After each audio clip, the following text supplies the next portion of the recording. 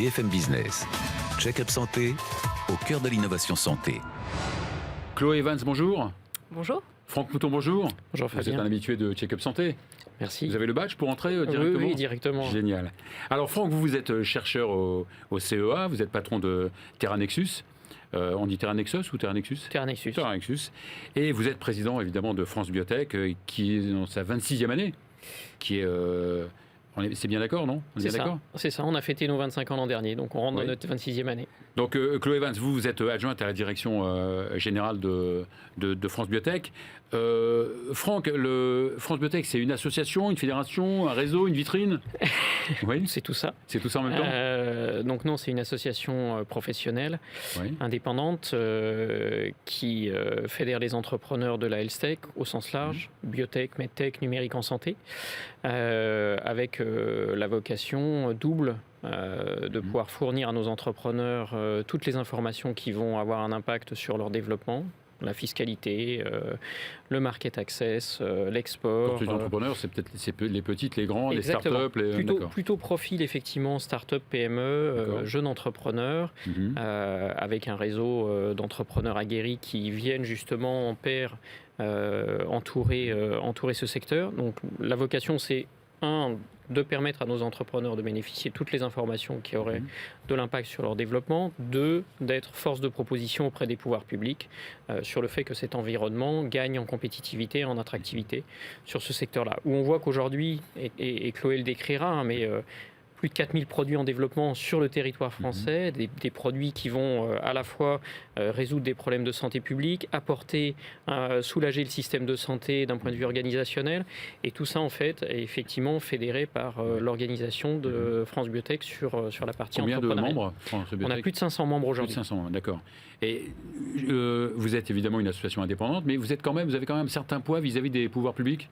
Parce qu'on est représentatif, parce que et ça maintenant depuis plusieurs années, les pouvoirs publics sont extrêmement attentifs au domaine de l'entrepreneuriat en santé, avec deux enjeux, un enjeu économique et un enjeu sanitaire. On l'a vu pendant la crise sanitaire, hein, ça s'est révélé, mais là pendant toute cette période-là, ça s'est considérablement accentué, et ça a donné lieu justement à des décisions du président de la République de mettre le plan Innovation Santé France 2030 en place. Et d'ailleurs, France Biotech fait partie des personnalités qualifiées au sein du comité de suivi du plan Innovation Santé France 2030. Alors, Chloé Evans, donc vous avez participé largement à la sortie de ce 20e Panorama Health Tech 2022. Qu'est-ce qu'il en ressort exactement ? Qu'est-ce qu'on peut en dire ? Et les différentes tendances. Alors, d'abord, le constat. Oui, le constat, donc, c'est une étude qu'on mène chaque année, donc ça nous permet vraiment d'avoir un suivi dans le temps de principaux indicateurs et de pouvoir suivre un peu les tendances du secteur. Le premier constat, je dirais que c'est quand même une filière très dynamique et très diversifiée en termes d'entreprises, en termes de produits qui sont aujourd'hui en développement. Donc on compte aujourd'hui plus de 2600 sociétés de health tech françaises, PME, dont 800 sociétés de biotech. Donc ça représente, on a multiplié par 3 par rapport à il y a 20 ans. On a également un très fort et très dense tissu de medtech, donc des sociétés qui développent des dispositifs médicaux. Et on a aussi l'émergence de la santé numérique, donc de plus en plus de sociétés qui sont positionnées sur le développement de logiciels, sur le développement de solutions, à la fois pour l'hôpital, pour les patients. Et donc ça aussi, c'est une tendance qu'on peut voir. On a multiplié par 2 le nombre d'entreprises, donc on est à 400 sociétés de santé numérique aujourd'hui. D'accord, donc c'est un chiffre d'affaires qui progresse d'année en année ? C'est un chiffre d'affaires, on a vu une progression entre 2020 et 2021, on a eu plus de 30% de progression sur le chiffre d'affaires de la filière. On a également des sociétés... Oui, c'est ça, ouais, tout à fait. Et on se concentre sur vraiment un panel d'entreprises, donc c'est vrai que si on extrapole sur la filière dans son ensemble, on est encore à plus que ça. C'est une filière qui représente plus de 50 000 emplois aujourd'hui, directs et indirects. On a également remarqué que c'est une filière qui a tendance aussi à acquérir une certaine maturité aujourd'hui, puisqu'on voit que les entreprises sont de plus en plus présentes à l'international.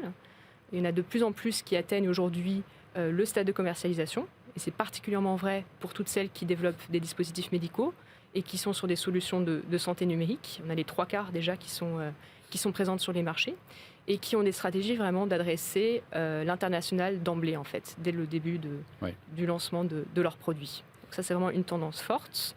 On a également aussi des entreprises qui se rapprochent de plus en plus du statut d'ETI, donc qui ont plus de 100 employés, même si on a une très forte création d'entreprises avec un très fort tissu de sociétés de petite taille. On voit qu'il y en a plus en plus qui arrivent à une certaine maturité et qui acquièrent cette dimension plus importante aujourd'hui. Alors justement, Franck Mouton, on avait tendance à dire qu'en France, on était bon pour l'amorçage, un peu moins bon pour le suivi. On a l'impression que la tendance s'inverse.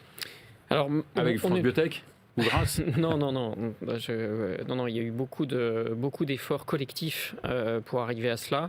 Alors, on a eu une année 2022 qui était, dans tout le domaine de la tech, qui était plutôt en repli d'activité de la part des investisseurs privés dans le monde entier. Et la France s'en sort très bien. On a une vraie résilience là-dessus quand on regarde les chiffres. En revanche, moins de nombre d'investissements, mais des investissements beaucoup plus intenses en capitaux. Donc des quantités d'argent qui ont été réellement injectées dans un certain nombre de projets, mais un pour nombre le développement, de projets pour le plus suivi, limité. pour l'internationalisation. Oui. Exactement, sur des stades de développement qui sont un peu plus avancés. Ça veut dire quand même que pendant cette période-là, et l'année 2023 s'annonce dans la même tendance, tout ce qui est phase précoce, amorçage, seed, etc., est quand même un domaine qui est très en souffrance aujourd'hui. Donc on peut se féliciter de la première place et du fait que la France a résisté pendant cette période-là dans sa capacité à attirer les capitaux, et notamment les capitaux internationaux. Bien sûr. Donc ça, c'est une vraie réussite. Deux aspects là-dessus. Le premier, c'est que on sait très bien que si on arrive à faire quelques champions sur le territoire, ça va attirer d'autres capitaux pour l'ensemble de la chaîne de valeur. Donc on peut quand même se féliciter du fait que ces capitaux aient été concentrés sur un certain nombre d'acteurs qui, on l'espère, vont être des champions internationaux basés sur le territoire français. L'autre aspect, c'est qu'on a quand même mis en place, et ça, on peut s'en féliciter d'un point de vue collectif, plusieurs aspects. Un Tibi, donc le dispositif Tibi, qui avait pour vocation justement de financer les étapes de start-up à scale-up, et donc cette étape précisément de passage de maturité. Et là, les fonds Tibi ont permis justement d'apporter un certain nombre de capitaux dans ces entreprises-là. Deux, la PPI avec le plan France 2030, où là, effectivement, on a eu beaucoup de soutien, que ce soit en subvention, en avance remboursable et en capitaux. 1 milliard a été injecté sur le territoire français à travers ces dispositifs-là. Et enfin, la BEI, la Banque d'investissement européenne, qui justement est venue aussi apporter ce système-là. Donc tout ça réuni fait qu'effectivement, on est dans une dimension de résilience assez remarquable pour l'année 2022. Chloé, très rapidement, est-ce que vous avez senti que les boîtes étaient impactées par la crise actuelle, la crise énergétique, l'inflation, la guerre? Très rapidement. Alors on a senti qu'il y avait certaines entreprises en effet qui étaient un peu plus préoccupées par ces sujets. Néanmoins, dans l'ensemble, on voit que la filière quand même dispose d'une très forte vitalité. On l'a vu à travers les intentions de recrutement, notamment. On a vu qu'il y avait 86% des sociétés qui allaient recruter sur 2023, avec certaines difficultés pour certaines de trouver les bons profils. Donc il y a vraiment un besoin aussi d'attractivité des talents et sur certaines fonctions en particulier. Et après, c'est vrai que donc, en fonction de la maturité des entreprises, ces préoccupations sont plus ou moins ressenties. On a évidemment le financement qui arrive en première préoccupation des entrepreneurs. Le recrutement est arrivé aussi dans le top 5, ce qui n'était pas le cas les années précédentes. Donc on voit que ça, c'est une nouvelle préoccupation. Et puis, en effet, quelques incertitudes par rapport à l'avenir. Mais dans l'ensemble, on voit quand même que la filière se porte bien et qu'il y a une croissance qui est témoignée. Eh bien, merci Chloé Vins, merci Franck Mouton. Merci beaucoup. Vous revenez quand vous voulez. D'ailleurs, vous avez l'habitude. Vous avez pris l'habitude.